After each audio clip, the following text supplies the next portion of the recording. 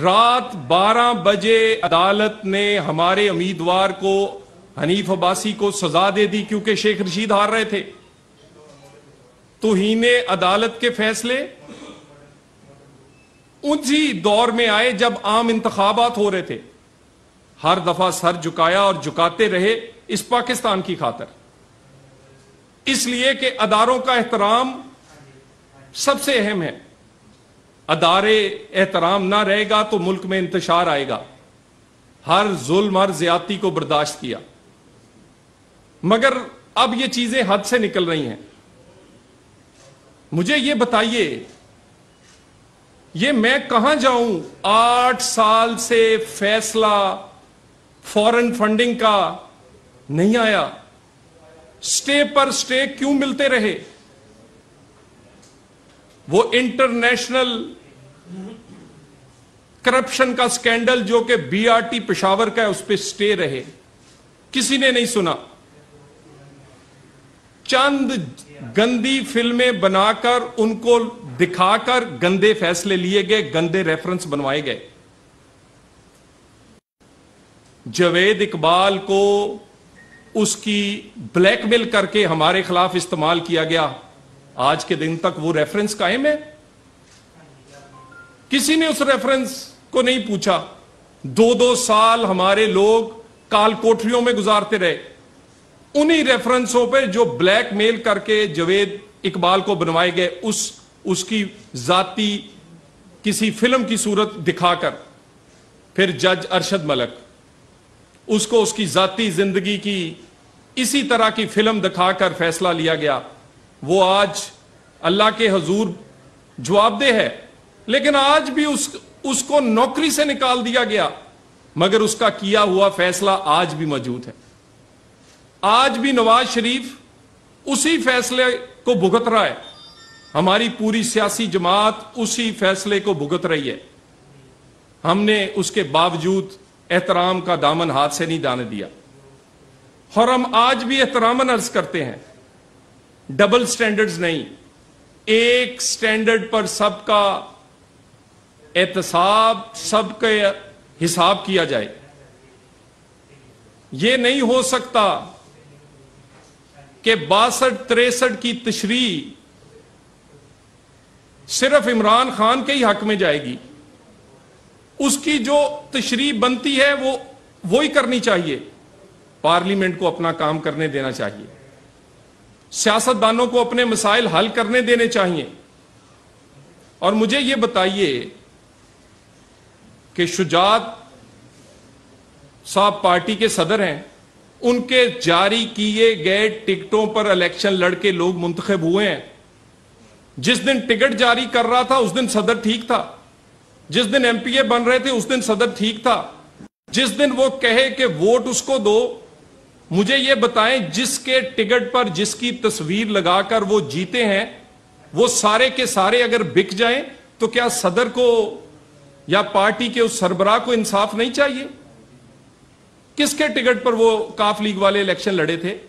کس کی تصویر لگا کے لڑے تھے؟ کیا انصاف صرف ان کو چاہیے جو بک گئے؟ اور یہ تو ایسے ہی ہے کہ کوئی، یعنی جب تک کام تھا اس وقت تک شجاعت صاحب صدر تھے، اور جس دن انہوں نے کوئی حکم دیا وہ اس دن وہ غلط ہو گئے۔ تو میری دوبارہ یہ والے جو معاملات ہیں، یہ پچھلے جتنے 25 فیصلے لوگ نااہل ہوئے ہیں وہ ایک صدر کے خط کا احترام عمران خان کا نہ کرنے پہ ہوئے ہیں۔ تو اس لیے اگر اس کی کوئی مزید تشریح یا کوئی اس پر قانون سازی کی ضرورت ہے تو پارلیمنٹ کو کرنے دی جائے۔ خان صاحب نے اگر کوئی معاملہ حل کرنا ہے تو پارلیمنٹ کے اندر ہوگا، ان کی مرضی سے دھونس سے ان کی مرضی کے فیصلے اب منظور نہیں کریں گے۔ اور یہ ممکن بھی نہیں ہے کہ یہ قانون اس ملک میں چلے کہ لچا سب سے اچا، گالی دو اور کام لو۔ یعنی خان صاحب نے کس کو گالی نہیں دی، کس کو برا بلا نہیں کہا، جس جس کا ان پر احسان ہے ان کے نام لے لے کر انہوں نے نیوٹرل اور پتہ نہیں کون کون سے القابات سے انہیں نوازا ہے. کس ادارے آج تک ان سے محفوظ ہے؟ سارے ان کے شر سے ڈرتے ہیں، مگر ان کے شر سے ڈرتے ڈرتے یہ نہیں ممکن کہ ہر چیز فورن فنڈنگ ہو یا ان کی ناجائز اولاد والا معاملہ، اس کا بھی فیصلہ آنا چاہیے. امریکی عدالت سے لے کر ان کے گھر کے نقشے تک ہر چیز غلط ثابت ہو چکی تھی، مگر صرف کیونکہ وہ زبان سے گالی دیتے ہیں آج تک وہ محفوظ ہیں. ایک جیسے سٹینڈرڈ پر، ایک جیسے چیزوں پر ناپا جائے.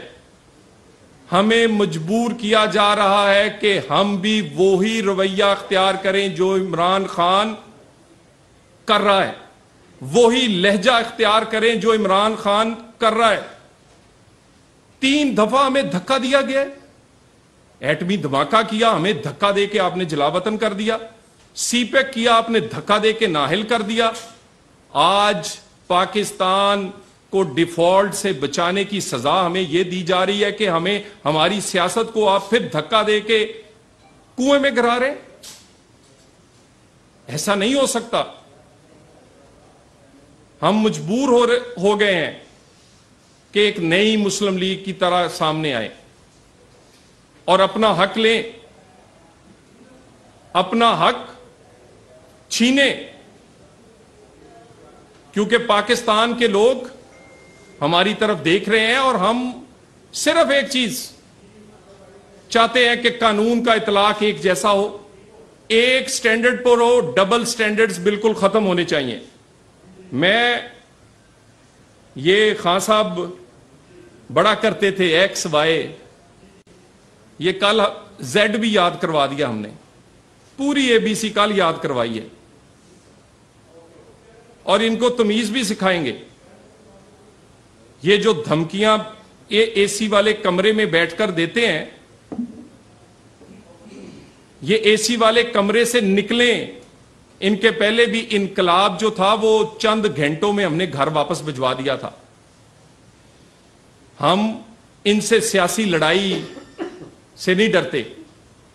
ہم نے ان سے سیاسی لڑائی کئی دفعہ لڑی ہے، مگر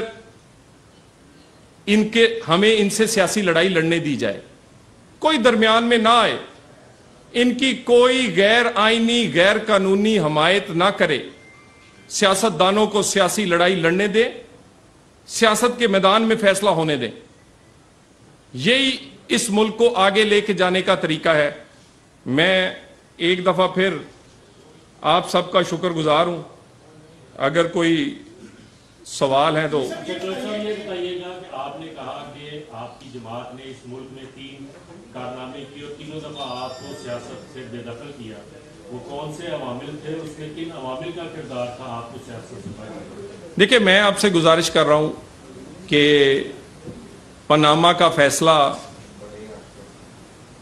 وہ آج کے دن تک بھی لوگ اسے متنازع فیصلہ سمجھتے ہیں. اسی طرح یہ میاں صاحب کو تاحیات نااہل کر کے نون لیگ کو لاوارث کرنے کی کوشش کی گئی تھی. اور دوسری سائیڈ پر ایک آدمی جس میں تمام شرعی عیب، تمام دنیاوی عیب ہیں، وہ ریاست مدینہ کا نعوذ باللہ ولی بنا بیٹھا ہے. کون سا عیب اس میں نہیں ہے؟ اس پہ 62-63 نہیں لگتی. تو دونوں ایک جیسے سٹینڈرڈ رکھے جائیں. ہم نے بہت سفر کر لیا ہے، پاکستان کی خاطر کیا ہے اور اداروں کی خاطر کیا ہے.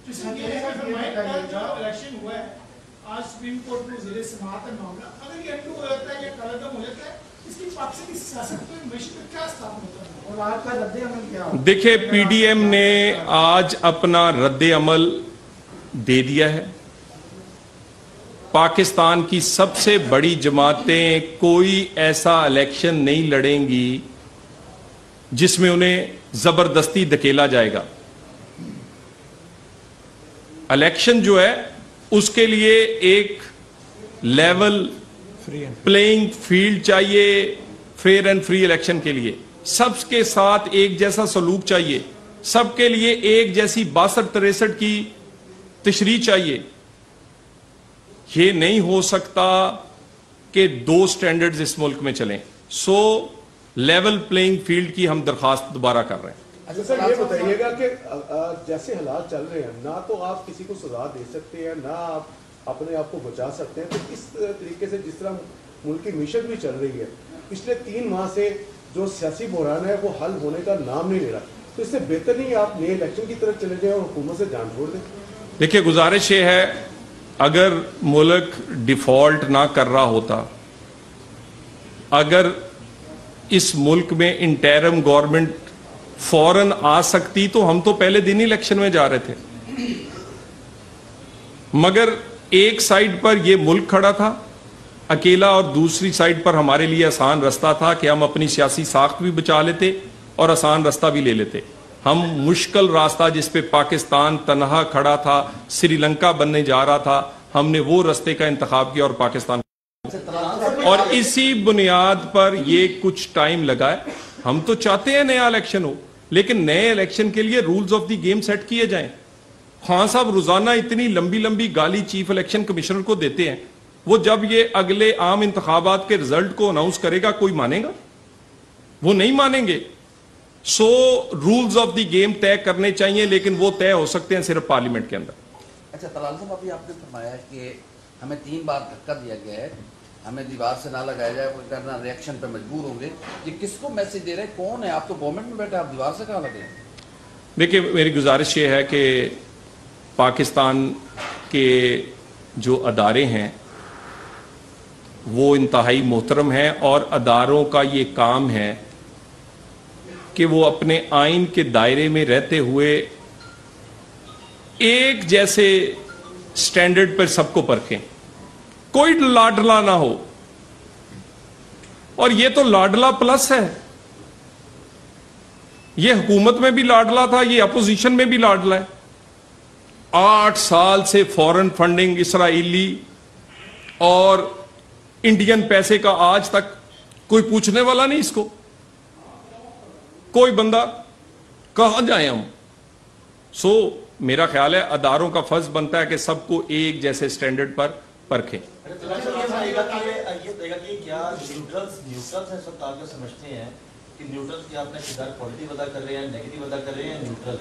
देखिए, न्यूट्रल अगर न्यूट्रल ना होते तो खान साहब इतना तड़पते ना। वो तड़प ही इसलिए रहे हैं क्योंकि जिनको वो कह रहे हैं वो न्यूट्रल हैं। और कल मैंने देखा है शहबाज गिल साहब कुछ दिन पहले बता रहे थे कि उनकी वालदा की तरफ से रिश्तेदारी निकलती है न्यूट्रल की तरफ। यानी अजीब लोग हैं, कभी न्यूट्रल कह के गाली देते हैं, कभी अपनी मामू बना लेंगे उन्होंने। ये मेरा ख्याल है ये इन्होंने मजाक बनाया हुआ है। कभी रिश्तेदारी निकाल लेते हैं और कभी उन्हें सरे बाजार जो है गाली देते हैं। अच्छा, ये बता दें इस वक्त जो डॉलर ऊपर जा रहा है, महंगाई बढ़ रही है, लगता है कि आपकी मौसमी टीम जो है इस वक्त जो है सही सलाहियत नहीं रखती, तो इशाक डार साहब मुल्क की मईशत संभालने कब आ रहे हैं? देखिए, गुजारिश ये है कि हमें काम करने दिया जाए। डॉलर उस वक्त तक नहीं ठहरेगा जब तक के मुल्क में सियासी इस्तेकाम नहीं आएगा। जिस से ज्यादतियां हुई हैं उससे ज्यादती का अजाला किया जाए, और उसका आगाज नवाज शरीफ, इसहाक डार, नून लीग सबसे ज्यादा विक्टिमाइज हुई है, पॉलिटिकली विक्टिमाइज हुई।